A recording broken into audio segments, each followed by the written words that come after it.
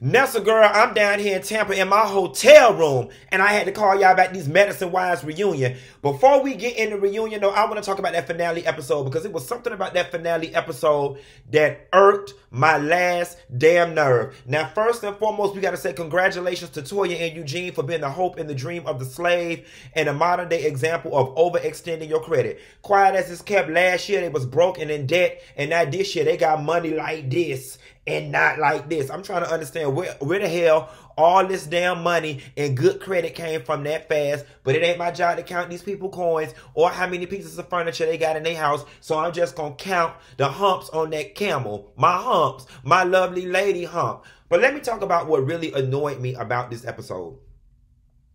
I don't know what annoyed me more, Buffy with all that goddamn crying or Contessa with all that testosterone. Somebody gonna have to help me out. Now, I'm trying my hardest to be as sensitive as possible because I don't know Buffy's pain. But as a viewer, that crying just felt excessive. It felt over-exaggerated. It felt drug out. And it felt like, please let this damn woman go home. Now, listen, when she was trying to leave, you know, I was all for Toya trying to cheer her up, right? But after reading the comments and in retrospect, it really does feel like Toya pulling Buffy into her closet was self-serving. It really did feel like it was an advertisement for Toya's closet, considering the fact that they had just moved to Toya's house. This is the finale episode, and this was all about Toya's housewarming. Looking back at it, it feels a little disingenuous. But the thing that pissed me off the most is I feel like Toya should have done a very good job of insulating Buffy and leaving it just a duet scene. If Toya was going to allow all the women to bogart their way in the closet, there was no difference between that and Buffy just staying in the backyard and filming with the ensemble. Secondly, this woman is clearly upset. The lack of sensitivity that Contessa displayed is fucking sickening. I have never been more upset with Contessa Metcalf than I am right now.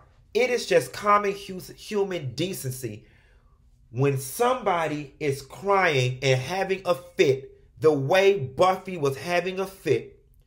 It is not for you to be 5 to 10 feet away from them or within earshot screaming, "What happened? What happened? What's going on? What's going on?" What happened to, I'm not a part of this. I'm going to go tip my ass outside and get me another cocktail and wait for somebody to tell me what's going on. That's number one. So Contessa, it was already a delicate situation, and I feel like Contessa heightened the emotional volatility of the situation with all of her, "What happened? What happened? What's going on?" Then you grab the woman. In the midst of her breakdown, you attempt to shake her, and you completely, though accidentally, marginalized everything this woman is going through. The worst thing you can say to somebody in the middle of a meltdown is, "We are all going through things," or "We've all gone through things, and you need to get it together." Now, here's the gag. What Contessa told Buffy is exactly what I felt. But mama, you need to get it together, okay?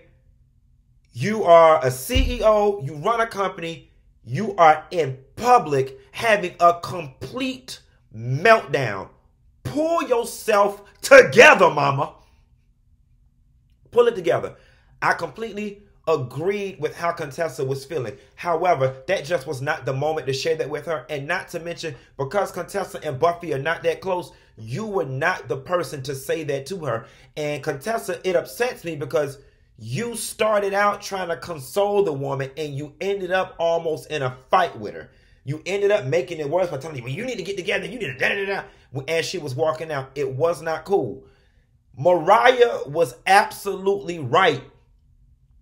She was wrong for holding Contessa's hand, but she was right for trying to calm Contessa down and telling her, like, "What are you doing? What is this?" And then now she and Mariah almost gets into it. Contessa, I'm very disappointed in the way you handle Buffy. and you were wrong. You should have just mind your damn business. Let's move on to this damn reunion, because them hoes had done got it started. Y'all know every time we talk about the reunion, I got to talk about the fashions, honey. The fashions. Okay, now, these fashions is giving me all kind of Game of Thrones, Harry Potter whimsical teas. I don't know for a fact that they get a color scheme, but because the ladies tend to be within the same color schematic, I like to think that Bravo sends them some sort of, we're doing jewel tones this year. We're doing earth tones this year. For the life of me, I couldn't understand why all the ladies seemed to be in one particular family of colors and Mariah was in pink. However, Mama looked it good in her pink. She had her gold dimples on and everything. She had her nude cut out here. Her legs was lotion. They was bronze to the T. Her hair was straight. Mama looked it good in her pink. Contessa, if ever your name was Contessa, it was on that damn reunion stage. If Contessa was a part of Cirque du Soleil Alegria, I would say her outfit hit the mark. She had it going on. Yes, God, she did that. But because she was here for the Medicine Wives, I don't know what in the fairy tale, goddess of a ponytail, lipstick, tie, French braid around the shoulder mess Contessa was giving. I loved Quad's pants set. I did. When I saw the pictures of the reunion outfits, I was saying to myself, what in the dealer's hell is this that Dr. Heavenly got on? Okay, but the shit did read well on camera. Jackie looked nice with her bang. Simone, this about the best that your ass ever looked down to the reunions. And period. Simone been dressing much better this damn season. I guess Simone got tired of the people telling her she was not sassy. Buffy had on all them feathers or whatever, and it was giving real down pillow realness. It was cute because she was on the end. It cascaded everywhere. And I'm not trying to be shady or police women's bodies and all this other bullshit y'all accuse me of. However, when you are of the fluffy persuasion, I thought that it was in your best interest to not wear anything that fluffed you up even more. And feathers is not a fat girl friend. I'm just saying. Feathers is not a fat girl friend. What is? Chiffon, sweatpant material, Nike's outfit from the Nike outlet, things of that. More relaxed wear, something that just gave real sweater Lane Bryant realness would have been. Y'all ass gonna eat me up for this shit and I don't give a damn. So anyway, the reunion opens up. Andy asks everybody how they doing. They play this living single montage of Quad now being single. And it was funny as all hell. Now, what seemed like a bullet straight out the back is when Simone jumped in and said, yes, well, I still interact with Dr. G and he has a very attractive girlfriend. I was looking back at like, oh, wait a minute. Look at Simone capping for Dr. G. It just felt very misplaced and very intentional. And I was like, here we go, starting with the bullshit already, because it seemed out of left field, Simone's comment, but we're going to take it and rock with it. Andy gets into the bone of contention with Simone and Quad all season. And particularly that dinner scene that got a lot of the viewers worked up in terms of Quad walking in all aggressive tone about how she got to go to work in the morning and everything. And I'm going to tell you something. One thing that I like about the situation, and I'm not going to say she did it voluntarily, she did it because she caught so much fucking hell on social media, is that, and y'all always say she don't own shit and she always playing the victim, this, that, and the third. Quad put her big girl panties on and she owned that fucking scene. And she said, yes, I was being dismissive because I was in my feelings, so on and so forth. And I do apologize. And to be honest with you, that's all Simone wanted. That's all the viewers wanted. People do not like when you try to play on their intelligence. They can clearly see that the sky is blue and you telling them that it is red. That was all they wanted. Now, here's the thing. Quad gonna have to let this crab boy thing go. She gonna have to let it go, or she gonna have to ask the ladies for permission to have a conversation about it one more time, and to ask everything she wants to know and feel every emotion she wants to feel surrounding this crab boy, because it's coming off to the ladies and to the viewers that y'all keep apologizing to one another, claiming y'all accepting the apologies, and folks are not over it. Now, I am with Heavenly when she told Toya to shut the fuck up. Toya and Heavenly on this reunion both had an interjection problem, okay? You can't pull Heavenly out of Dr. Jackie's ass, and Toya feel her need to stick her tongue in everybody's conversation except for hers, and where the fuck her and Eugene Furniture at, okay? She got an answer for everybody else's life except for where the fuck is rooms to go in City Furniture and IKEA with they delivery, okay? All right, so listen.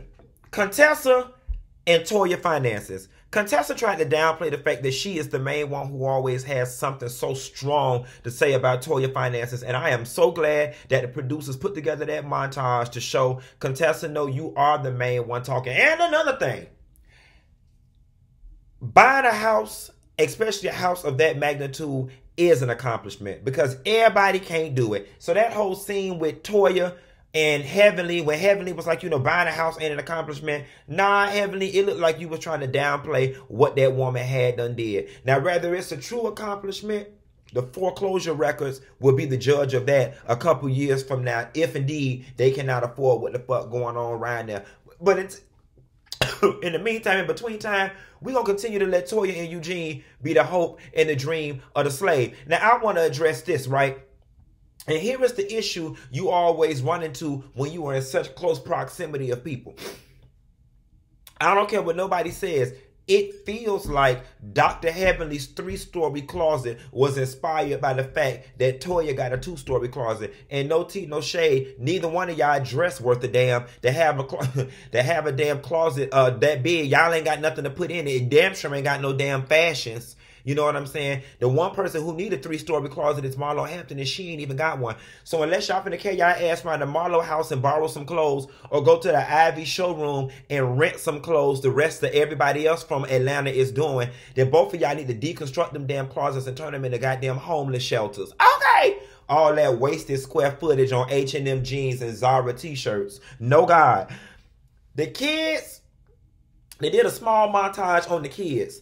The kids are growing up. I had the pleasure of spending some time with Alora and Dr. Heavenly down to the Essence Festival. We had a great time. Quiet as it's kept. Now, I didn't even know Dr. Heavenly had 3 kids. Dr. Heavenly got that one son that for whatever reason, he ain't really fool-la-la with the damn show. So I was really shocked when they had that dinner scene and her 2 boys came back and all of them sat down.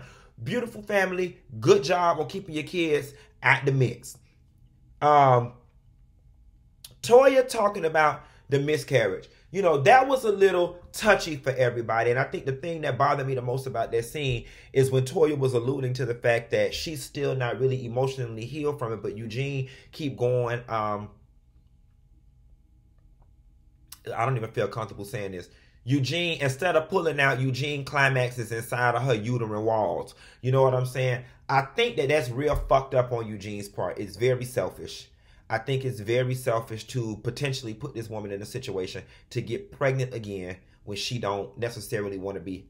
Toya, to that point though, and my cousin told me this a long time ago, yeah, it takes 2 to make a baby, but it's a woman's body. And you can control whether you get pregnant or not. Toya, if you don't want to be pregnant right now, you better call Simone ass on her private line and have her write you a subscription. Jesus is my doctor. He writes down all my scripture. He gives me my birth control in my room. Okay, go ahead and get you a little piece of patch, a little Depo-Provera shot. You know what I'm saying? And be done with the damn situation. Now, Nessa girl, as much crying as Buffy ass had done did all across our screen, and to be honest with you, I didn't even realize the woman was not on the damn stage until the shit cut to commercial. He goes to her dressing room and invites her out for her first reunion. I got a question. Considering the fact that Buffy was invited out and then subsequently invited off the stage, is Buffy not a medicine wife, and is she just afraid of the show? Because they gave her the real Marlo Hampton treatment, like, thank you for your part, go ahead and skedaddle back to the back, which kind of threw me considering the fact that Buffy, her crying and her infidelity was like one of the largest parts of the damn show. And what's throwing me is, and I said this to a friend of mine, I cannot tell you what this season of Married to Medicine was about. At some point on the show card, you had Contessa dead smack in the middle, and normally the person in the middle of the picture is the person who the central theme of the season is kind of based around. And I'm like, for a large running part of this season to be about Contessa going back to medical school and them not being able to have people to watch their kids despite the fact that they got all that damn money and just complaining because they like the sounds of their own damn voices, I'm not understanding why the first two parts of this reunion, we barely touched on the fact of Contessa and that school shit. Now, to be honest with you, I'm glad they didn't, because the shit was boring me to death. But I was just curious as to know why not, and I would like to know why Buffy was escorted on and off that damn stage. But anyway, they bring Contessa out. I'm sorry, they bring Buffy out, and then shit gets very interesting when they play Buffy's package about wealth whispers and money jingle jangles and screams. Now, what threw me is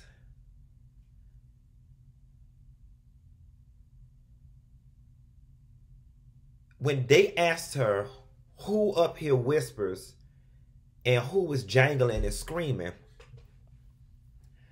I don't understand how Mariah and Aiden's financial profile is any more different from anyone else up there on the stage.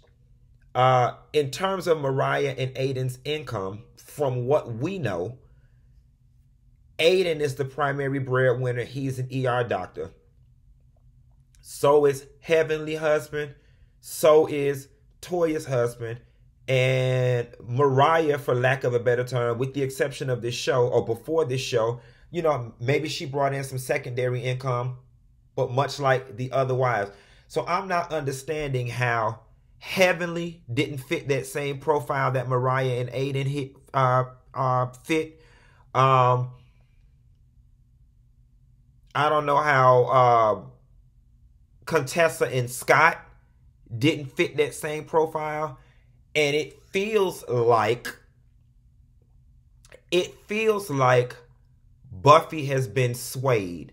And I know what y'all finna say. Oh, I hate Mariah, so I just hate Mariah. And it's not even about that. It's about the fact that when they asked you who's Team Mariah, Team Quad, Buffy, you were the only one who said, when they said who believes Quad is lying, you raised your hand in favor of Mariah. And when they asked who do you think was wealthy, you said Mariah. But Mariah's profile is no different than other. As a matter of fact, I would think that Scott and Contessa have... All right, so for whatever reason, the screen froze. I'm back, Nessa girl.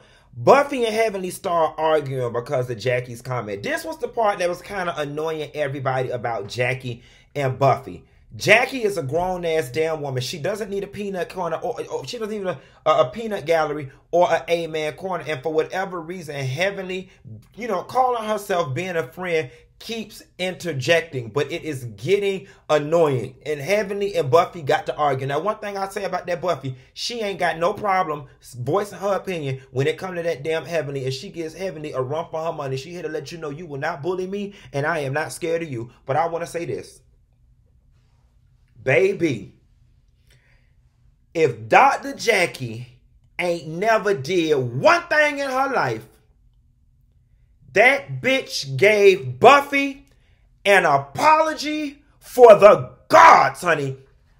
That is the way you apologize to somebody. You take ownership of what you did. You acknowledge how your actions impacted their feelings. And you offer your most sincerest, direct apology without hemming and humming. Now, here's also what Dr. Jackie did. Because that apology was so goddamn classy based.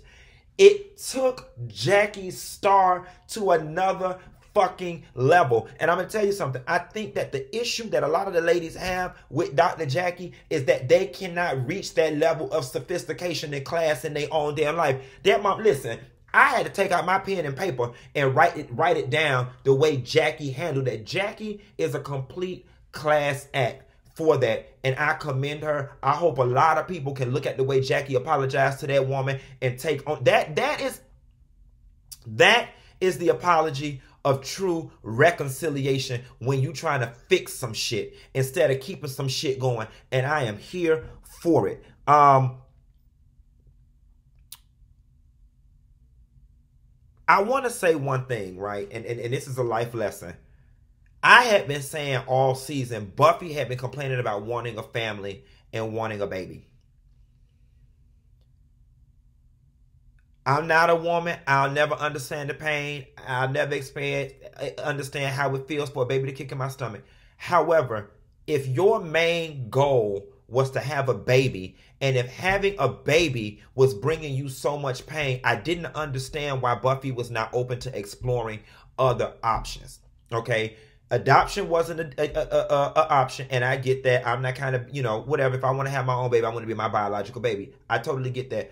But surrogacy was a very much feasible, financially and practical option for them to have a baby.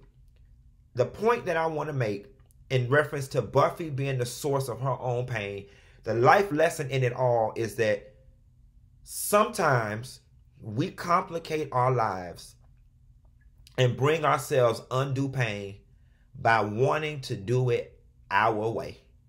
Okay? You can't always have it your way. And I look at all these years of pain Buffy went through when God, the universe, whomever she prayed to, told her ass a long time ago, if you want to have a baby, you can have a baby. Here's how you have to do it. But she couldn't see the forest for the trees because she was so hung up on the physical act of carrying the damn child.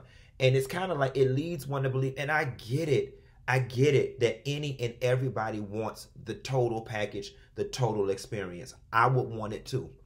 However, if the end result is to have a baby and you have to do it this way, I can't buy your tears about not having a family when you have the option of having a biological family. You just don't want to explore that option. So I'm glad, though, that Buffy went through this journey, and maybe that's what she was supposed to be on Medicine Wise for Dr. Jackie to rip off that Band-Aid, for her to stop telling her husband that she's okay and that she really wants to have a damn baby and go the surrogate damn route. If you want a damn family and you want birthday parties and all that, then get your damn family, Buffy. And I can't believe that you allowed the physical act of 9 months of gestation to bring you so much damn pain for what seemed to be a relatively simple decision for somebody who said they want a baby as bad as you did. I'm just glad that you did.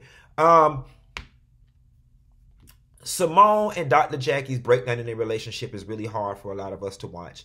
And, Simone posed a very good question that I wish Dr. Jackie would have answered more directly. And the question was, do you honestly think after all she said about Cecil that I would ever reconcile with this bitch again? That's basically what Simone said.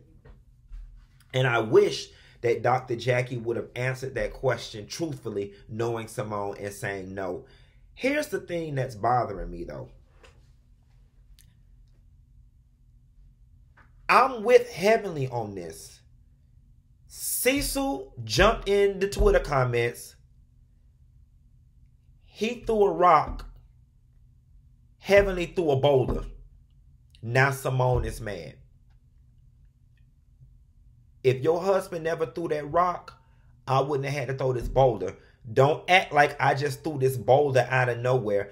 And I think that's the part that is confusing and making Heavenly mad because they trying to paint her out to be like she just out here coming for Cecil, and that's not what happened. And Simone is too close to the situation to see it and feel it through logically. That's how I'm reading the situation. And don't get me wrong, if I was Simone, I would be upset too, because that's my family member. Whether they right or wrong, it still hurts to hear somebody talking about my man and alluding to them being drunk and broke. And moreover, Heavenly knew exactly where to hit because she was preloaded with information from Simone. And I think that's really what's hurting Simone, that I told you something in confidence.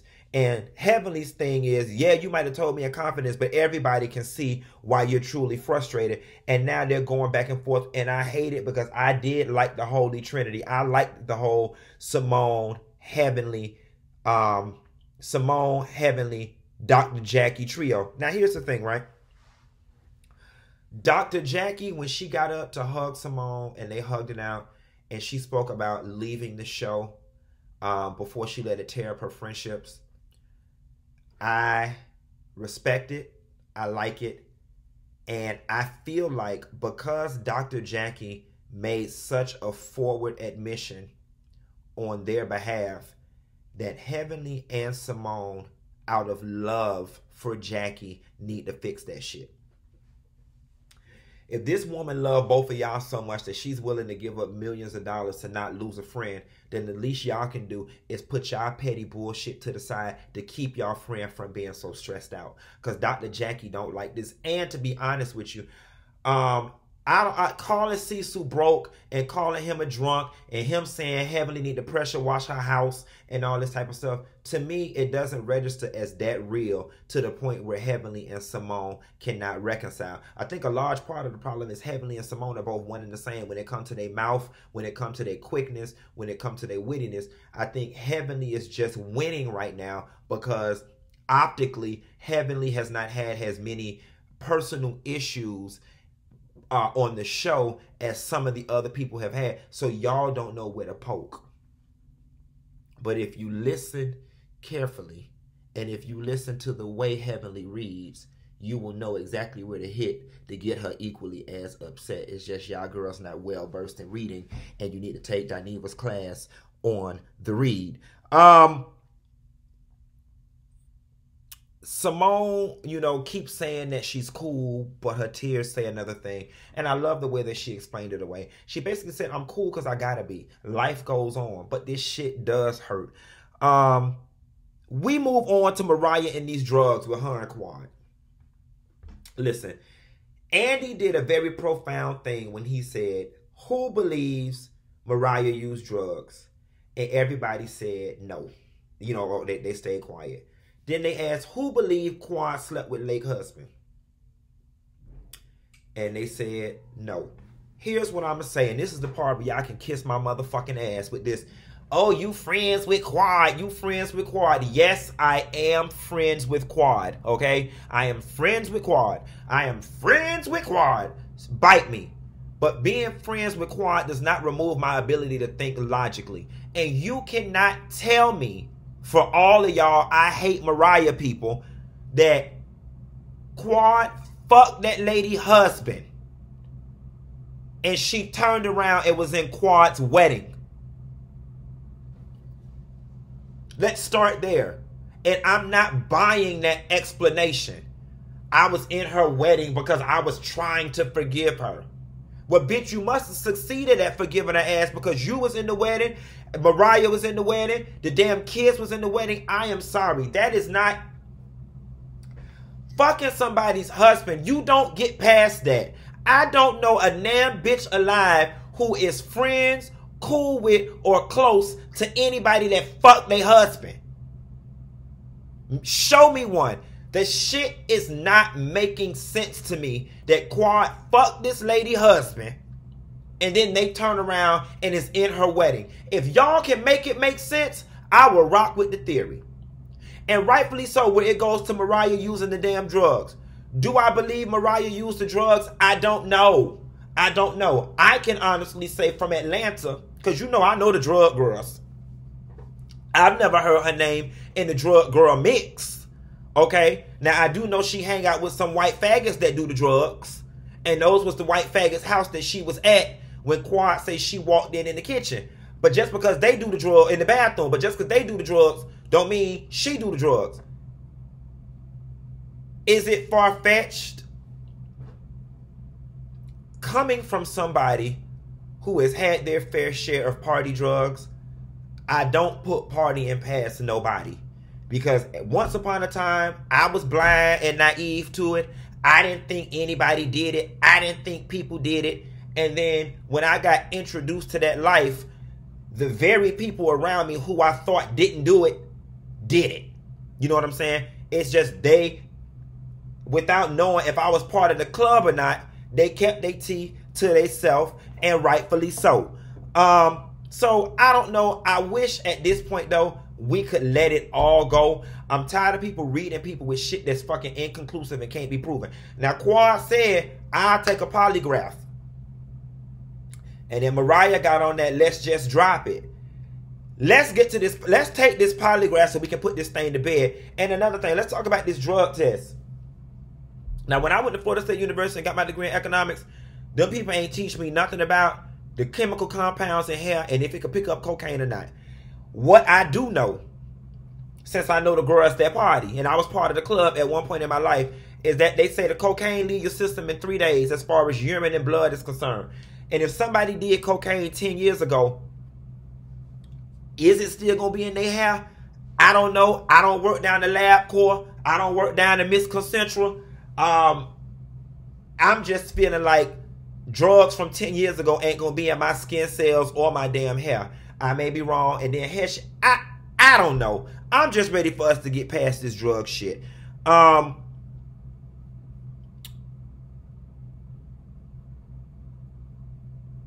they bring the guys out. They bring the guys out, and once again, they bring Dr. G up. Now, I'm going to tell y'all something. Wouldn't it be a weird twist of faith if Dr. G and his girlfriend get added back to the show? Simone befriends Dr. G's girlfriend, and now she tries to introduce her to the girl group or whatever, all while Quad is in the mix. I don't know why my spirit tells me that that is what is going on in the background, because Simone and Cecil, as far as I'm concerned, are capping way too hard for Dr. G and going up way too high for this relationship. And let me stop bullshitting. I don't got a phone call that Dr. G is actively trying to get back on the show.